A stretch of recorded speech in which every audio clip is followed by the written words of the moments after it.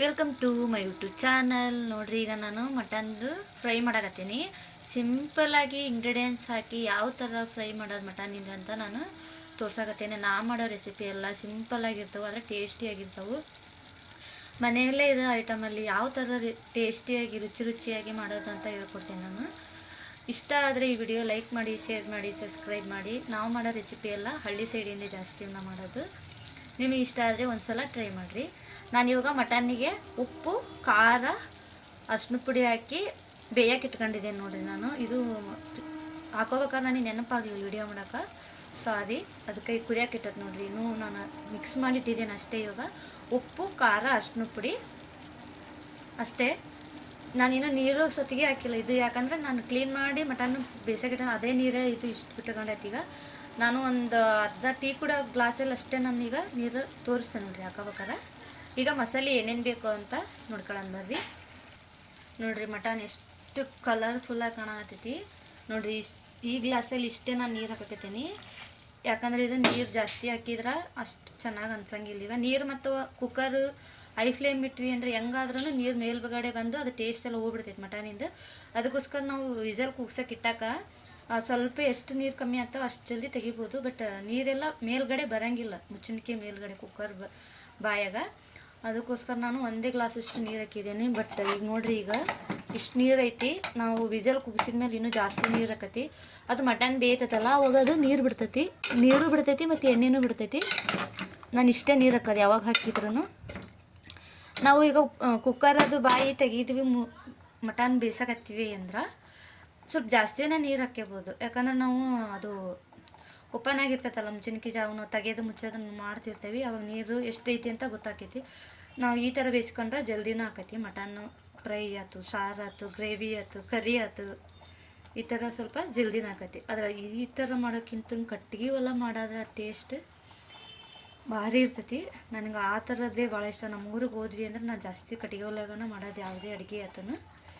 ನೋಡಿರಿ, ಈಗ ಇದನ್ನ ಒಂದು ಗ್ಲಾಸ್ ಅಷ್ಟು ನೀರು ಹಾಕಿ ಈಗ ಬೇಯಾಗಿಟ್ಟೇನೆ. ಒಂದು ಎರಡು ಮೂರು ವಿಸಲ್ ಕುಗ್ಸಿದ್ರೆ ಸಾಕಾಕೈತಿ ಮಟನ್ನಿಗೆ. ಒಂದೊಂದು ಮಟನ್ ಮೇಲೆ ಡಿಪೆಂಡ್ ಆಗ್ತೈತೆ ಅದು. ಒಂದೊಂದು ಮಟನ್ನು ಬಲ್ತಿತ್ತಂದ್ರೆ ಒಂದು 3-4 ವಿಸಲ್ ಬೇಕಾಕೈತಿ. ಸಾಕು, ನಾವು ಈಗ 3 ವಿಸಲ್ ಕೂಗಿಸಿ ನೋಡ್ಬೋದು. ನೋಡ್ರಿ, ನಾ ಮಸಾಲೆ ಎಷ್ಟು ಸಿಂಪಲಾಗಿ ಮಾಡ್ಕೊಳಕತ್ತೀನಿ. ಇದು ಒಣೆ ಕೊಬ್ಬರಿ, ಇದು ಹಸಿ ಕೊಬ್ಬರಿ ತೊಗೊಂಡಿಲ್ಲ ನಾವು.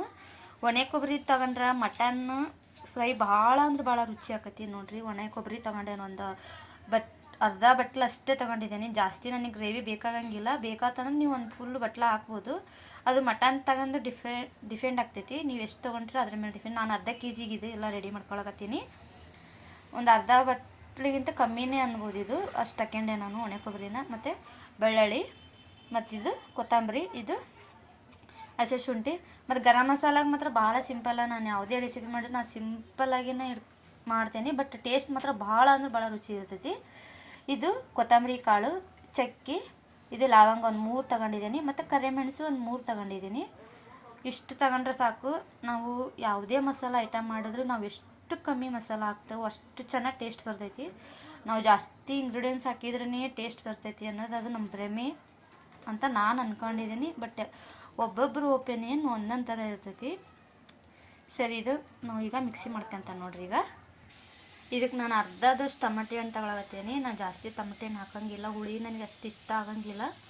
ಅರ್ಧ ಅಷ್ಟೇ ತೊಗೊಳಕತ್ತೇನೆ ನೋಡಿರಿ. ಇದನ್ನ ಇವಾಗ ಮಿಕ್ಸಿಗೆ ಹಾಕ್ಯಂತಾನೆ ನೋಡಿರಿ. ಈಗ ಮಸಾಲೆ ರುಬ್ಕೊಂಡೆ ನಾನು. ಮಸಾಲ ರುಬ್ಬಿಟ್ಕೊಂಡಿದ್ದು ನಾನು ಬೆಂದಿತ್ತು ಮಟನ್ ಎಲ್ಲ, ಅದಕ್ಕೆ ಹಾಕಿ ಕುಗ್ಸಾಕತ್ತೆ ನೋಡಿರಿ. ಭಾಳ ಅಂದ್ರೆ ಭಾಳ ಆಗಿತ್ತು ಫ್ರೈ. ಮೇನಾಗಿ ಮಟನ್ ಯಾವ ಥರ ಇರ್ತೈತೋ ಅದ್ರ ಮೇಲೆ ಟೇಸ್ಟ್ ಡಿಪೆಂಡ್ ಆಕೈತಿ. ಅದೇ ಹೇಳಿದ್ನಲ್ಲ ಆವಾಗಲೇ. ಈಗ ಚೆನ್ನಾಗಿ ಕುದ್ದೈತಿ ಮಟನ್ನು. ಒಂದು 1/2 ಅವರನ್ನೇ ಕುದಿಸಿದ್ರೆ ಸಾಕಾಕೈತಿ. ತೀರ ಕುದಿಸಿದ್ರೆ ಮಟನಿಂದ ಎಳೆ ಎಲ್ಲ ಬಿಚ್ಕೊಂಡ್ಬಿಡ್ತೈತಿ. ನೋಡಿರಿ, ಈಗ ನೀವು ನೋಡಕತ್ತಿರ್ಬೋದು. ಭಾಳ ಅಂದ್ರೆ ಭಾಳ ಚಲೋ ಆಗಿತ್ತು. ಟೇಸ್ಟ್ ಮಾತ್ರ ಒಣೆ ಕೊಬ್ಬರಿ ಹಾಕಿದ್ದಕ್ಕಂದ್ರೆ ಭಾಳ ರುಚಿಯಾಗಿತ್ತು ನೋಡಿರಿ. ನನ್ನ ಮಗ ತಿನ್ನಲಿಲ್ಲ ಒಂದು ರಸ, ಅದು ಅವನು ತಿಂದಾನ.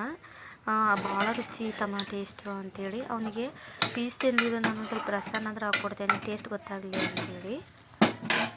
ಅವನು ರುಚಿ ಐತಿ, ಇದು ಯಾವ ಸಾರು ಅಂತ ಕೇಳಿದ. ಅಷ್ಟು ಚೆನ್ನಾಗಿತ್ತು.